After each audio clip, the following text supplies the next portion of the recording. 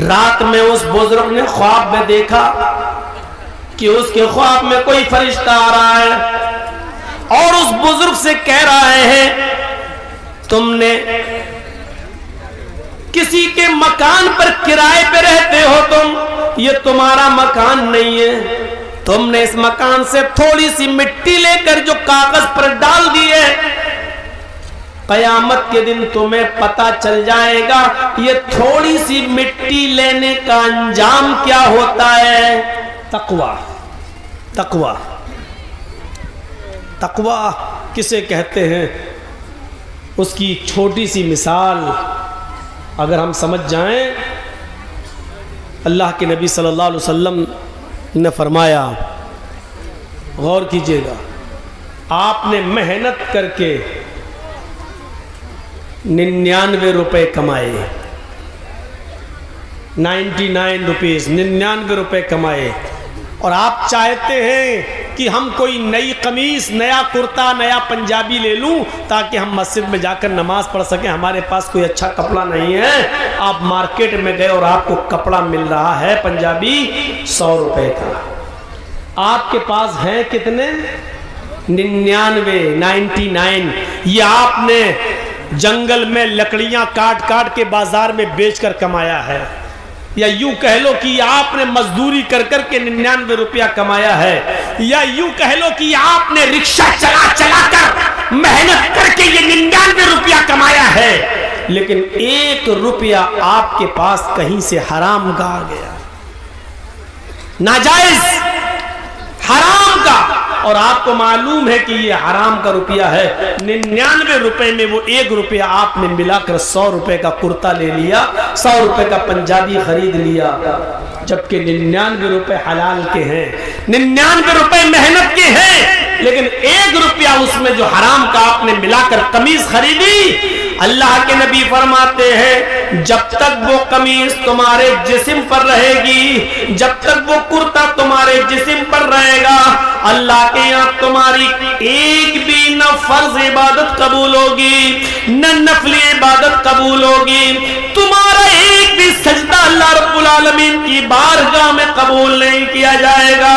کیوں؟ پوچھا اللہ کے رسول کیوں؟ آواز آتی ہے ان اللہ طیب ویقبل الطیب، اللہ پاک ہے اور پاک چیز کو پسند کرتا ہے۔ اب آپ سوچو کہ 99، ارے بھائی 99 میں 1 حرام کا مل گیا تو کیا ہوا؟ 99 تو حلال کے تھے۔ تو آپ اس کو یوں سوچ لو کہ آپ کے پاس ایک بالٹی پانی رکھی ہوئی ہے، پورا آپ نے ابھی اس کو نل سے نکالا ہے، ابھی آپ نے اس کو ہینڈ پائپ چلا کر کھینچا ہے، یہ پانی ہے، اور آپ کی آنکھوں کے سامنے اس میں پیشاب کا ایک قطرہ چلا جائے، پیشاب کی صرف ایک بوند چلی جائے، تو ایمانداری کے ساتھ بتائیے کیا وہ آپ پانی پئیں گے؟ یا اس پانی سے آپ نہائیں گے؟ یا اس پانی سے آپ کپڑا دھلیں گے؟ اگر آپ کی آنکھوں کے سامنے اس میں پیشاب کی ایک بوند چلی جائے تو نہیں، کیونکہ آپ جانتے ہیں پوری ایک بالٹی پانی پاک ہے، لیکن اس ایک قطرے نے، پانی کے پیشاب کے قطرے نے پوری بالٹی پانی کو ناپاک کر دیا ہے۔ چونکہ وہ ماء قلیل ہے اس لیے وہ ناپاک مانا جائے گا۔ تو میرے بھائیوں، اسی طریقے سے 99 روپے میں 1 روپیہ آپ نے حرام کا ملا دیا تو وہ 100 روپے بھی آپ کے حرام کے ہو گئے۔ وہ کرتا، وہ قمیص، وہ پنجابی، وہ لنگی، جو بھی چیز آپ اس سے خریدیں گے اور اس کو پہن کر نماز پڑھیں گے تو اللہ کے یہاں قبول نہیں ہے۔ یہ تقوی کی ایک مثال ہے،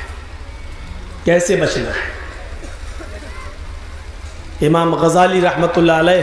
اپنی مشہور کتاب احیاء العلوم کے اندر ایک واقعہ نقل کرتے ہیں کہ ایک شخص نے کسی کا مکان کرائے پہ لیا تھا۔ ہوتا نہیں ہم لوگ رینٹ پہ لے لیتے ہیں، چلو ہم یہاں رہیں گے، رہ لیے، رینٹ پر، کرائے پر مکان خریدا تھا۔ اس بزرگ نے کوئی لیٹر لکھا، لیٹر، خط، اس زمانے میں لکڑی کا پین چلتا تھا، لکڑی کا قلم، اور سیاہی سے، انک سے لکھا جاتا تھا ڈبو ڈبو کر۔ اس نے سوچا کہ ابھی یہ تازہ تازہ خط لکھا ہے، اس انک کو خشک کرنے کی ضرورت ہے، تو وہ جس کرائے کے مکان میں رہتا تھا اس کرائے کے مکان سے تھوڑی سی مٹی اس نے اٹھا لی اور کاغذ پر ڈال دی ایسے، تاکہ وہ انک جلدی سوکھ جائے، خشک ہو جائے۔ اس نے سوچا تھوڑی سی مٹی لینے میں حرج کیا ہے، یہ مکان اگرچہ میرا نہیں ہے، تھوڑی سی مٹی تو لے رہا ہوں، مٹی زمین پر پڑی ہوئی مٹی، اس نے اس کو لیا اور لیٹر پر کاغذ پر ایسے ڈال دیا۔ رات میں اس بزرگ نے خواب میں دیکھا کہ اس کے خواب میں کوئی فرشتہ آ رہا ہے اور اس بزرگ سے کہہ رہے ہیں تم نے کسی کے مکان پر کرائے پہ رہتے ہو، تم یہ تمہارا مکان نہیں ہے، تم نے اس مکان سے تھوڑی سی مٹی لے کر جو کاغذ پر ڈال دی ہے، قیامت کے دن تمہیں پتہ چل جائے گا یہ تھوڑی سی مٹی لینے کا انجام کیا ہوتا ہے۔ سونا نہیں لیا تھا، چاندی نہیں لی تھی، دولت نہیں چرائی تھی، گھر کے جس مکان میں رہ رہا اس مکان کی کچی زمین سے تھوڑی سی مٹی اٹھائی تھی اور سیاہی کو انک کو خشک کرنے کے لیے کاغذ پر ڈالی تھی۔ خواب دیکھ رہا ہے قیامت کے دن تمہیں پتا چل جائے گا دوسرے کے مکان سے تھوڑی سی مٹی لینے کا انجام کیا ہوتا ہے۔ مٹی لی، تب یہ حال جو دوسروں کی دولتوں پہ قبضے کر رہے ہیں وہ اپنا انجام سوچیں، جو دوسروں کی زمین و جائیداد کو ہڑپ کر رہے ہیں وہ اپنا انجام سوچیں، جو دوسروں کی زمین و جائیداد پر قبضے کر رہے ہیں وہ اپنی فکر کریں، جو امانتوں میں خیانت کر رہے ہیں، یتیموں، غریبوں، بیواؤں، مسکینوں اور فقیروں کا حق مار رہے ہیں، وہ اپنا انجام سوچیں۔ حق مارنے کی کئی قسمیں ہیں، آپ صاحب حیثیت اور زکوٰۃ نہیں دیتے تو یہ بھی حق مارنا ہوا ہے۔ آپ کے پاس 1,00,000 روپیہ ہے اور اس 1,00,000 روپے پر 1 سال گزر چکی ہے، اگرچہ اس 1,00,000 روپے میں 7.5 تولے سونا یعنی 85 گرام سونا نہیں آ رہا ہے، لیکن 52.5 تولے چاندی تو آ سکتی ہے، یعنی 1,00,000 روپے میں 52.5 تولے چاندی آ سکتی ہے، اور اتنا پیسہ تمہارے پاس ہے اور 1 سال گزر چکی ہے تو آپ پر 1,00,000 روپے میں 2,500 روپے زکوٰۃ بنتی ہے جو آپ غریبوں کو دیں گے۔ اگر آپ نہیں دیتے ہیں تو یہ غریبوں کا حق مار رہے ہیں۔ جب چھوٹی سی تھوڑی سی مٹی لینے کا انجام یہ ہے تو آپ غریبوں کا، مسکینوں کا حق مار کر زکوٰۃ ادا نہیں کر رہے ہیں، تو ہم اور آپ اپنے انجام کے بارے میں فکر لگائیں کہ ہمارا اور آپ کا انجام کیا ہوگا اگر ہم اپنے مال کی پوری زکوٰۃ نہیں دیتے ہیں تو یہ حق مارنا ہی ہے۔ شراب کی حرمت کا اعلان کرتے ہیں اللہ کے نبی صلی اللہ علیہ وسلم۔ لڑکیوں کو جو زندہ دفن کیا جاتا تھا آپ نے لڑکیوں کے مقام و مرتبے کو بلند کیا۔ کسی حدیث میں نہیں آتا جو اپنے لڑکوں کو پالے گا، پوسے گا، پڑھائے گا، لکھائے گا اور ان کا نکاح کر دے گا اللہ اس کو جنت میں میرا پڑوسی بنا کر رکھے گا، یہ کہیں نہیں کہا تو اللہ کے نبی نے کیا کہا؟ جن لڑکیوں کو زندہ دفن کر دیا جاتا تھا، 4 سال پال پوس کر جن کو پکڑ کر دفن کر دیا جاتا تھا، نبی اکرم صلی اللہ علیہ وسلم ان لڑکیوں کو عزت دیتے ہیں جس باپ کی 3 بیٹیاں ہوں گی اور جس نے ان کو پالا ہوگا، بڑا کیا ہوگا، ان کو پڑھایا ہوگا،